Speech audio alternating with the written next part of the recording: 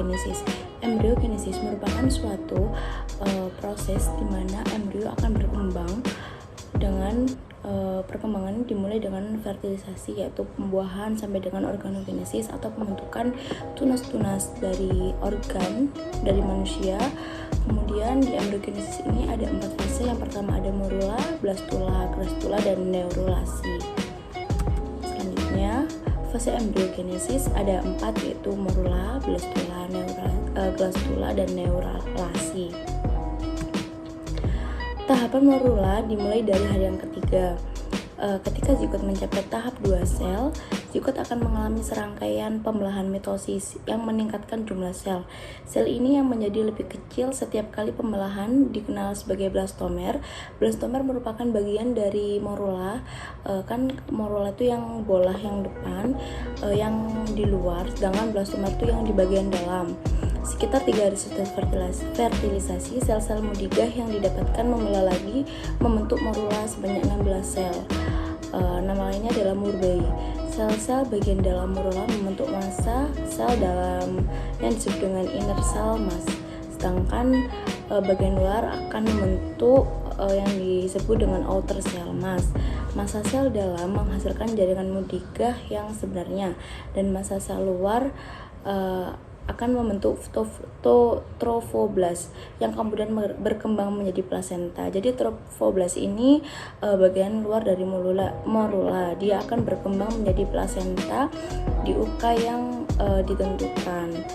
Kemudian mudiga sendiri merupakan nama lain dari janin. Selanjutnya ada tahapan blastula. Tahapan blastula ini dimulai pada hari ke-6, di mana tahapan blastula ini dimulai saat morula masuk ke dalam rongga uterus. Cairan mulai menembus zona penulisida, masuk ke dalam ruang interseluler, massa sel dalam. Secara bertahap, ruang interseluler menjadi confluent dan pada akhirnya terbentuk sebuah rongga.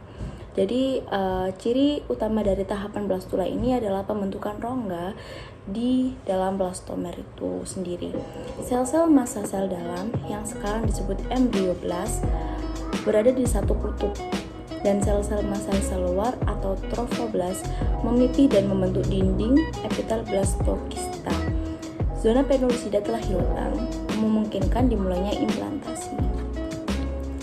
Sekarang masuk ke dalam proses penempelan di uterus. Setelah membentuk sel-sel atau bola-bola, di hari ke-7 dia akan melakukan penempelan pada uterus yang diawali dengan L-zelektin pada sel-sel trofoblast dan reseptor karbohidratik. Epitel uterus memerantarai pelekatan awal blastokista pada uterus. Selektin adalah protein pengikat karbohidrat yang terlibat di antara interaksi antara leukosit dan sel-sel endotel yang memungkinkan leukosit tertangkap dalam aliran darah. Mekanisme penangkapan leukosit ini diduga sama dengan penangkapan blastokista, namun blastokista ditangkap oleh epitel uterus. Sesudah penangkapan oleh selektin, pelekatan dan invasi selanjutnya oleh trofoblast melibatkan integrin, diekspresikan oleh trofoblast dan molekul matriks ekstraseluler jaminin dan fibronektin. Selanjutnya reseptor integrin untuk laminin mendorong pelekatan, sementara reseptor untuk fibronektin merangsang migrasi molekul-molekul ini juga berinteraksi di sepanjang jalur transduksi sinyal untuk mengatur diferensi trofoblast. Sehingga implantasi adalah hasil dari kerjasama trofoblast dan endometrium. Oleh sebab itu, pada akhir minggu pertama perkembangan zigot manusia telah melalui tahapan morula dan blastula, telah melalui implantasi di dalam mukosa uterus. Ini adalah gambaran dari proses implantasi di uterus. Proses implantasi di uterus diawali dengan penempelan dari blastula, lebih tepatnya bagian luarnya dulu, yaitu trofoblast. Dia akan menempel pada dinding endometrium di bagian uterus. Mengapa di bagian endometrium? Dikarenakan di bagian endometrium ini sangat banyak mengandung pembuluh darah. Pembuluh darah sangat berdampak pada pemberian nutrisi pada janin, karena sebelum diambil oleh plasenta, endometrium yang sangat berperan untuk pemberian nutrisi. Untuk pengambil aliannya sendiri itu di usia kandungan 16 minggu. Uterus saat implantasi berada pada fase sekretorik dan blastokista tertanam di dalam endometrium di sepanjang dinding anterior atau posterior. Pada fase sekretorik ini sangat baik sekali untuk proses penempelan janin, di mana fase sekretorik ini ditandai dengan menebalnya dinding endometrium setelah menstruasi. Penebalan dinding endometrium ini disebabkan oleh pembuluh-pembuluh darah yang bergulung. Jika fertilisasi tidak terjadi, maka dimulailah fase haid dan lapisan spongiosum dan kompaktum endometrium mengalami peluruhan. Lapisan basal tetap dipertahankan guna regenerasi lapisan lainnya pada siklus berikutnya. Pada saat implantasi, mukosa uterus berada pada fase sekretorik. Selama fase ini, kelenjar dan arteri terus bergulung dan jaringan menjadi tebal atau basah. Akibatnya endometrium akan semakin menebal. Hal ini baik untuk perkembangan janin. Selanjutnya, di hari ke-8.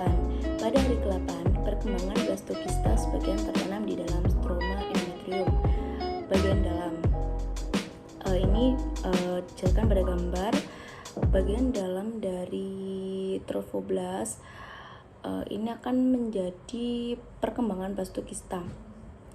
Trofoblast telah berdiferensi menjadi dua lapisan, yaitu lapisan dalam dan lapisan luar. Lapisan dalam berupa sel mononukleus, yaitu sitotrofoblast, dan bagian luar berupa zona multinukleus tanpa batas-batas yang disebut dengan sinsitiotrofoblast.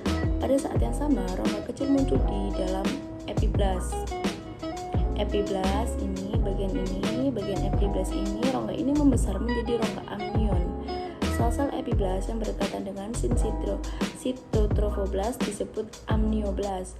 Bersama-sama dengan epiblast lainnya, sel-sel ini melapisi rongga amnion stroma endometrium di dekat tempat implantasi tampak dan sangat vaskuler.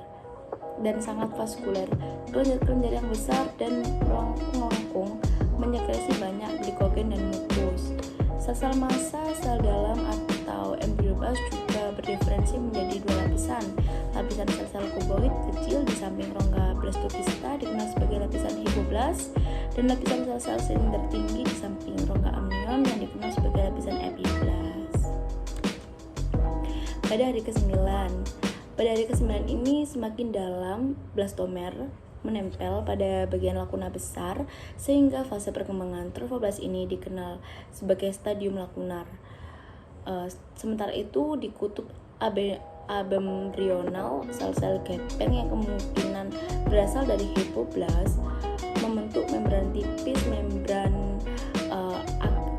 exosolen atau Heuser yang melapisi permukaan bagian dalam trofoblast. Membran ini bersama dengan hipoblast membentuk lapisan rongga exoselom atau yolk sac primitif.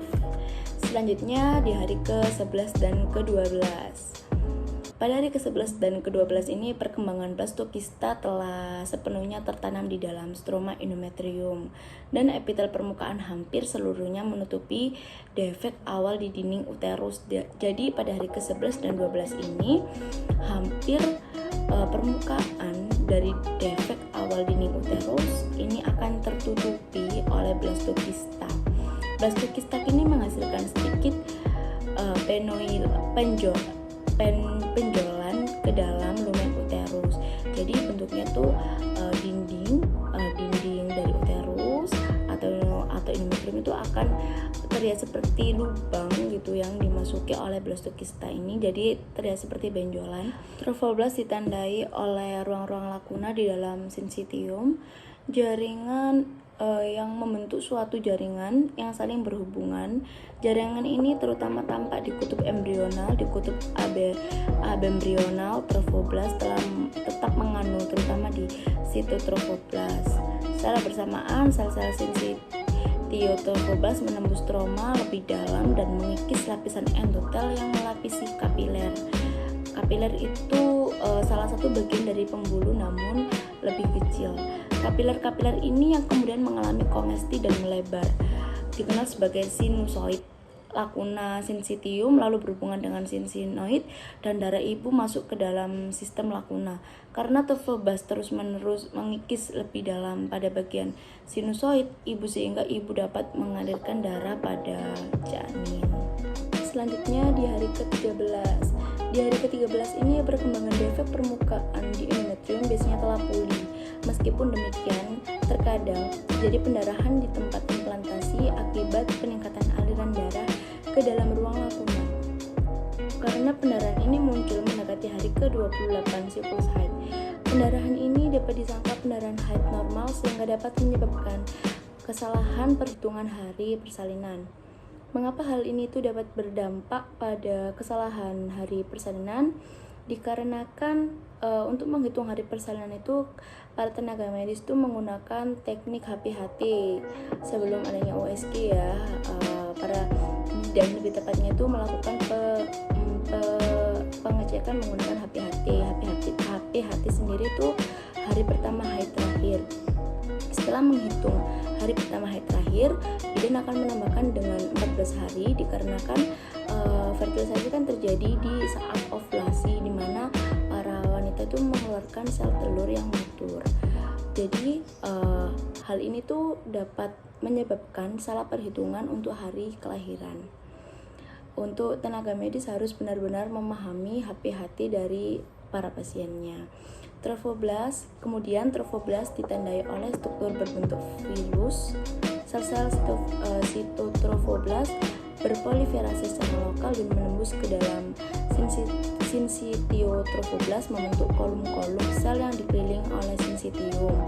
Kolom-kolom sel dengan selubung sinsitium dikenal sebagai filus primer. Hipoblast menghasilkan sel-sel yang bermigrasi pada membran eksoselom, kemudian eksoselom menghasilkan rongga yang disebut rongga eksoselom.